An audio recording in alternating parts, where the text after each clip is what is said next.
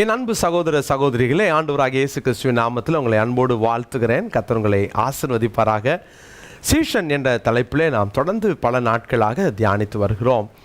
இன்றைய முத்திலே இந்த நாளிலும் கூட தொடர்ந்து யூதாஸ் காரியத்தை குறித்து நாம் பார்ப்பதனாலே இன்னும் ஒரு குறிப்பை நான் இந்த யூதாஸை குறித்து நான் சொல்ல விரும்புகிறேன். யூதாஸ், ஆண்டவராகிய இயேசு கிறிஸ்து இன்றைக்கு சீஷர்களை எதிர்பார்க்கிறார். ஒரு சீஷர் கூட்டம் ஓடி போனார்கள், ஒரு கூட்டம் உறங்கினார்கள், ஒரு கூட்டம் சிலுவை சுமக்க வந்த கூட்டம்.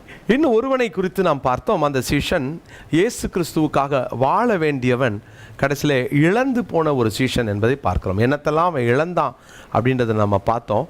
அவன் அதிகாரத்தை இழந்தான், அந்தஸ்தை இழந்தான். இன்னொரு காரியத்தை நான் இன்றைக்கு உங்களுக்கு நான் காண்பிக்க விரும்புகிறேன். வேத புஸ்தகத்திலே மத்தேயு சுவிசேஷத்தின் 19ஆம் அதிகாரம் 28வது வசனம், மத்தேயு 19ஆம் அதிகாரத்தின் 28வது வசனத்தை நான் வாசிக்கிறேன். அதற்கு இயேசு, மறு ஜென்ம காலத்திலே மனுஷகுமாரன் தம்முடைய மகிமையுள்ள சிங்காசனத்தின் மேல் வீற்றிருக்கும் போது என்னை பின்பற்றின நீங்களும் இஸ்ரவேலின் 12 கோத்திரங்களையும் நியாயம் தீர்க்கிறவர்களாக 12 சிங்காசனத்தின் மேல் வீற்றிருப்பீர்கள் என்று மெய்யாகவே உங்களுக்கு சொல்லுகிறேன்.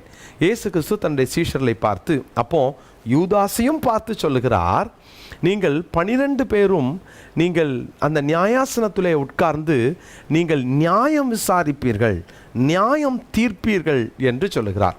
அப்போ நியாயம் தீர்க்கும் ஒரு பெரிய ஒரு அந்தஸ்தை, ஒரு ஆளுகையை அவன் இழந்து போகிறான்.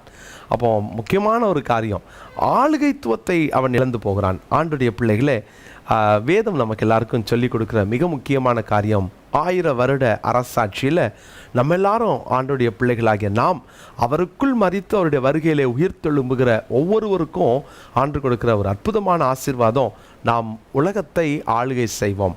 பிரியமானவர்களே, 12 சீஷர்களுக்கும் 12 சிங்காசனங்களிலே உட்கார வைத்து ஆண்டவர் அவர்களுக்கு அந்த நியாயம் தீர்க்கும் அதிகாரத்தை கொடுக்கிறார். அன்பு சகோதர சகோதரிகளே, அந்த ஆளுகைத்துவத்தை இழந்து போன யூதாஸ், எவ்வளோ பரிதாபம் பாருங்கள். அன்னைக்கு ஒருவேளை அந்த நேரத்தில் யூதாஸ் அந்த ஆளுகை, அந்த நியாயம் தீர்க்கிற அந்த நேரம் வரும்போது அவனுடைய இருதயம் எவ்வளவு வேதனைப்படும் இல்லையா? ஐயோ, நான் உட்கார வேண்டிய இடம், நான் இருக்க வேண்டிய இடம், நான் ஆளுகை செய்ய வேண்டிய இடம், நான் நியாயம் தீர்க்க வேண்டிய இடம், நான் அதை இழந்து விட்டேனே என்று எவ்வளவு வேதனைப்படுவான் இல்லையா? இந்த நாளில் கொஞ்சம் யோசித்து பாருங்கள். அது நமக்கு ஒரு பாடமாக கூட இருக்கணும். ஒவ்வொரு சீஷனுக்குள்ளேயும் ஒரு உணர்வு இருக்கணும். நான் இன்னைக்கு எனக்கு ஆண்டவர் கொடுக்குற நல்ல நல்ல வாய்ப்புகளை நான் இழந்து விட்டு பின்னாட்களில் ஒரு நாள் நான் அழக்கூடாது, ஒரு நாள் அதை நினச்சி கண்ணீர் வடிக்கக்கூடாது, ஒரு நாள் நான் அந்த ஒரு அற்புதமான ஒரு அனுபவத்தை பார்த்து எனக்கு அது கிடைக்கலையேன்னு சொல்லி நான் அழுதக்கூடாது, நான் வேதனைப்படக்கூடாது. அதுக்காக தான் இன்றைக்கி இப்படிப்பட்ட நல்ல வாய்ப்புகளை கர்த்தர் நமக்கு தருகிறார். பிரியமானவர்களே, வேதத்தில் இப்படியாய் வாசிக்கிறோம். 2 தீமோத்தேயு 2ஆம் அதிகாரம் 12ஆம் வசனத்தை நான் வாசிக்கிறேன். 2 தீமோத்தேயு 2:12, அவரோடு கூட பாடுகளை சகித்தோமானால் அவரோட கூட ஆளுகையும் செய்வோம், நாம் அவரை மறுதலித்தால் அவரும் நம்மை மறுதலிப்பார். இங்கு வாசிக்கிறோம், நாம் அவரோடு கூட பாடுகளை சகித்தால் அவரோடு ஆளுகையும் செய்வோம். அன்பு சகோதர சகோதரிகளே, இயேசு கிறிஸ்துவோடு கூட பாடுபடுகிறவர்களுக்கு அவரோடு ஆளுகை செய்கிற அனுபவம் கிடைக்கும். சிலுவைக்கு முன்னாலேயே இயேசுவை காட்டி கொடுத்துட்டு இயேசுவை கைது பண்ணுகிறத அவன் பார்த்து குற்றமில்லாத ரத்தத்தை காட்டி கொடுத்தனேன்னு அழுதானே தவிர அவரோடு பாடுபடவோ அவர் சிலுவையை ஒரு நாள் கூட சுமக்கிற பாக்கியத்தையோ அவன் பெறாமலேயே மரித்து போனான். விளைவு, அவரோடு ஆளுகை செய்கிற அந்த பாக்கியத்தை யூதாஸ் இழந்து போனான். சகோதர சகோதரிகளே, ஒருவேளை இன்னைக்கு அந்த மாதிரி ஆண்டவருக்காக வாழ வேண்டிய நம்ம உலகத்தின் ஏதோ ஒரு சிற்றின்பத்துக்காக ஆண்டவரை இழந்து அவர் கொடுக்குற ஆளுகைத்துவத்தை இழந்து பரிதாபமான நிலைமைக்கு தள்ளப்படுவதை காட்டிலும் ஏன் இந்த உலகத்தில் வாழ்கிற அந்த ஒரு வாழ்க்கையும் கிறிஸ்துவுக்காக வாழக்கூடாது? ஜெபமல்லாமா? தகப்பனே, நாங்கள் உமக்காக வாழ்கிற இந்த ஒரு வாழ்க்கையும் உமக்காக மாத்திரம் வாழ எங்களுக்கு உதவி செய்யும்.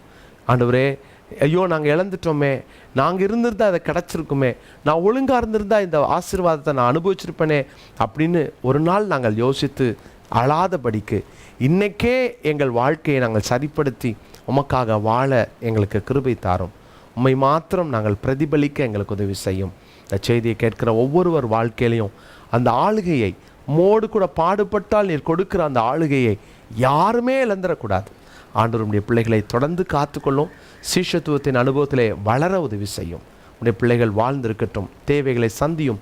கிருபை உமது பிள்ளைகளை தாங்கட்டும். இயேசுவின் நாமத்தில் ஜெபிக்கிறோம் நல்ல பிதாவே, ஆமென்.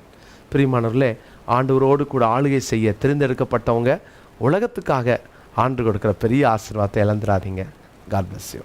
அன்பு சகோதர சகோதரிகளே, ஆண்டவராகிய இயேசு கிறிஸ்துவின் நாமத்தில் என் அன்பின் வாழ்த்துக்கள். விக்டோரியஸ் மினிஸ்ட்ரிஸ் பைபிள் இன்ஸ்டியூட் மூலமாக 9வது அணி, இந்த 9th பேட்ச் பிடிஹெச்சுக்கான இந்த வகுப்பை துவங்கவிருக்கிறோம். இது 3 ஆண்டுகள் இரவு செவ்வாய் மற்றும் புதன்கிழமைகளிலே இரவு 7:30 மணிக்கு துவங்கி 8:45 மணி வரை நடைபெறும். இது ஜூம் மூலமாய் நடைபெறுகிற வகுப்புகள். ஸோ இதை பார்க்குறவங்க இதை மற்றவர்களுக்கு நீங்கள் அனுப்பி வைங்க. இது அநேகர் இதன் மூலமாய் பயன்பெற்று கர்த்தருடைய கிருபையினாலே 8 அணியினர் இதில் படித்து சிலர் படித்து முடித்து பட்டம் பெற்றிருக்கிறாங்க. இன்னொரு நல்ல செய்தியை சொல்லுகிறேன். இதோடு கூட எம்டி வகுப்புகளையும் நாங்கள் துவங்கவிருக்கிறோம். எனவே நீங்கள் இதில் கலந்து கொள்ளலாம். பிடிஹெச் 3 வருடங்கள் முடித்தவர்கள். இது 2 வருஷ கோர்ஸ் தான். இது திங்கட்கிழமை இரவும் வியாழக்கிழமை இரவும் நடைபெறும். எனவே இதில் நீங்கள் கலந்து கொண்டு படிக்கலாம். கர்த்தருடைய பிள்ளைகளை தரமான நீண்ட அனுபவம் உள்ள நல்ல ஆசிரியர்களை கொண்டு நாங்கள் நடத்தி வருகிறோம். தவறாமல் இதில் கலந்து கொள்ளுங்க. உடனடியாக கீழே காண்கிற அந்த ஃபோன் நம்பர் மூலமாக நீங்கள் தொடர்பு கொண்டு நீங்கள் இதனுடைய அட்மினோட நீங்கள் பேசி மற்ற காரியங்களை நீங்கள் தெரிந்து கொள்ளலாம். நீங்கள் உடனடியாக கலந்து கொள்வதற்கு உங்களை நான் உற்சாகப்படுத்துகிறேன். நிச்சயமாக இந்த வகுப்புகள் உங்களுக்கு பிரயோஜனமாய் கண் திறப்பாய் உங்கள் வாழ்க்கையை மாற்றக்கூடியதாய் கர்த்தருக்காய் நீங்கள் எழுந்து எரிந்து பிரகாசிப்பதற்கு பிரயோஜனமாய் இந்த வகுப்புகள் இருக்கும். மாற்றமே இல்லை. உடனே கலந்து கொள்ளுங்கள். கர்த்தர் உங்களை ஆசீர்வதிப்பார்.